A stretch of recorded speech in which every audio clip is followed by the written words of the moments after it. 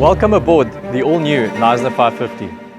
I'm Grant, and today, on the eve of her launch, I'm going to be giving you an exclusive inside look at this remarkable vessel. As our trades scramble to finish some of the last-minute details, I'm going to give you an inside look at some of the design choices, the layout and details that set her apart. So first impressions as I walk up onto the sugar scoop area here, we've got really nice wide sugar scoops. On this side we've got a dive ladder for access from the water up onto the boat. Looking into this lazarette locker here, plenty of storage in here. So this boat actually has shaft drives, which means that the engines are located under the aft berths. We've got a 350 litre water tank on either side, so making 700 litres in total. We've got a 100 litre per hour water maker. Also inside here we've got our dive compressor and space for 4 dive cylinders that can be filled directly inside this compartment. In front of me I've got a hot and cold water shower. Then moving further on in, we've got loads of seating area over here with storage below it. We've got a handcrafted cockpit table. So this is a live edge French oak table that we made specifically according to the owner's request. They wanted something natural looking, so we've taken a French oak slab.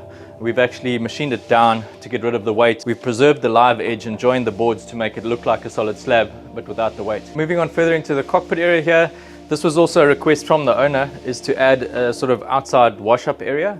So we incorporated a cabinet below, and under here we've got a small outside wash basin with a folding faucet. We've got a traditional fixed davit system that lifts the tender up from the water underneath the davits, and the davits operate with electric winches that are located under these cockpit benches over here. Then at the base of the helm station area, we've got a couple of lockers over here. The rope box actually collects down from the helm station into this access panel here that you can just get access to the bottom of the rope in. And then in this cupboard below here, we've actually got our washer dryer. I think it's in a pretty good spot actually being out in the cockpit, so you don't have to carry all your laundry from down in the holes out to dry it in the cockpit area. Behind the helm station now, we've got another access panel here. And inside here, we've got some electronics. Primary purpose is to house the Schenker Zen 100 litre per hour water maker. Above this locker area, we've got an electronic panel just for monitoring and activating the bilge pumps, and it also monitors blackwater tanks and freshwater pumps. This particular locker below this seat over here is actually refrigerated, so that's a cockpit cooler, which is a great place to store drinks or even fresh produce when your fridge is full. Then just moving from the cockpit out again onto the starboard side sugar scoop, we've got our gas barbecue over here. We've got a freshwater hookup here where you can actually connect freshwater from the dock into the boat, so you can pressurize the freshwater plumbing system from the dock. But it's also a deck wash, so you can take water from the boat out to use it as a deck wash for instance in the boat. Then right next to that we've got a neat little device here. It's called a Scanstrut Atmos. And what it is a 12-volt inflator pump for inflating inflatable fenders, paddle boards, and all of those kind of toys. And it's very convenient to have it right here on the transom where you can work here while you inflate your fenders or blow up your paddle boards and straight off into the water. So I'm now coming up from the cockpit into the helm station. The first thing to note is the dual access. So I've entered from the cockpit, but we also have deck access from the helm area directly onto the side deck, which is great for short-handed sailing or if you quickly need to maneuver from the helm area onto the side deck. Then we've got a nice big-sized bimini with a very large sunroof over here to help with visibility of the sails and just get a bit of natural light in here. The helm area is separated. We've got the helm's wheel area with all the instruments, and then all of our winches and all lines lead to this area here. So it's all in one place. When I've got the autopilot on, I can step aside and actually I've got both hands available and all the lines leading back to this area. This vessel has electric throttle, so it's got a Yanmar VC20 electric throttle system. So we've got a dual station. We've got throttles here, and there's another throttle in the nav station area in the saloon. B&G electronics, Yanmar, and a couple of nice features that were carefully thought out. So we've got cup holders here, waterproof USB charger here, and a wireless docking station. We have quite an extensive or substantial solar array on this boat. We've got 8 glass solar panels and 1 flexible solar panel on top of this bimini reef for a total of approximately 4 kilowatts. Moving now from the helm area onto the side decks, nice wide side decks, plenty of room to maneuver, grab handles carefully placed to keep you safe while you're walking up on the deck. We've also introduced these slightly higher. They're 900 millimeters high, which is substantially higher than your standard lifelines with Dyneema guard wires. Up on the foredeck and trampoline area, we've got a lot of storage on the foredeck. This particular locker here has our diesel tanks. We have 2 500 litre tanks making 1,000 litres of diesel, We've also got plenty of storage in here for sails, fenders, and any other large items that might need storage. I didn't mention before, but there's underwater lights at the back, and we've also on this particular vessel have underwater lights in the front. So these black trampolines are really great at night because you can see straight through them into the water. Being at the factory here, we obviously haven't rigged up the sails yet. That's all going to happen tomorrow.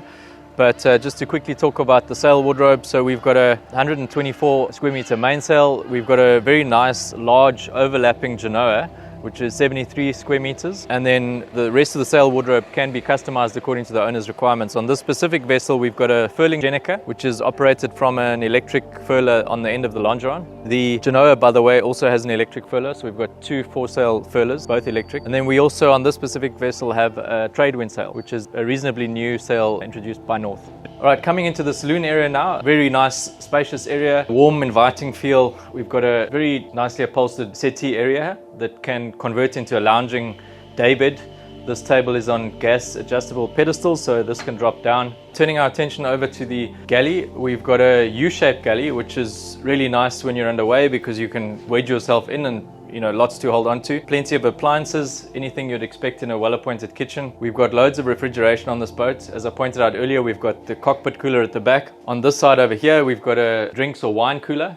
That would typically be an ice maker. The specific client asked for a drinks fridge over there. Then we've got a fridge, freezer over here, and an additional freezer just outside of the galley over there. As far as the rest of the appliances in the galley go, we've got a low-level electric oven. We've got a 2-plate induction hob, microwave, and a double wash basin. And then lastly, at the back of the galley area, and nicely positioned for viewing angle from the saloon across the way, we've got a television that's concealed and comes up on an electric lift. We have a very nicely detailed and appointed forward-facing nav station, which is a great place to sit in bad weather. Full control over the boat here because all of the instruments that are at the helm are duplicated here. So we've got our chart plotter, B&G Triton 20s, we've got a C-Zone control panel, and we've got the Victron control panel. We've also got throttle controls, VHF, so pretty much everything you need to keep control over the vessel. We're now in the owner's cabin on the starboard hull. This is a very well appointed, spacious, luxurious double vanity. And then we've got our toilet area through here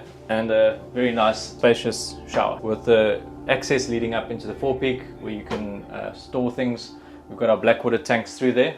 Plenty of storage here in the owner's cabin. We've got loads of overhead locker storage. We've got small utility drawers just to make use of the space.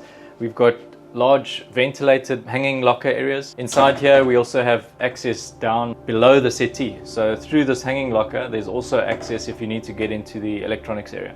Moving into the aft part of the owner's cabin now, we have a settee over here, sort of like a nice sitting reading area, and then your master suite or aft berth. So below the bed in the owner's cabin, I've lifted up the mattress and I'm standing here just to give you a reference for the size and the space of this engine bay area. Really nicely designed, carefully laid out, makes maintenance really a pleasure. As you can see, I'm not crouched down or bent down. I've got easy access to all of the filters that are neatly positioned. Raw water filters, a Raycor diesel filter here behind me, and all the engine filters. So the boat's fitted standard with 80 horsepower turbocharged Yanmar diesel engines.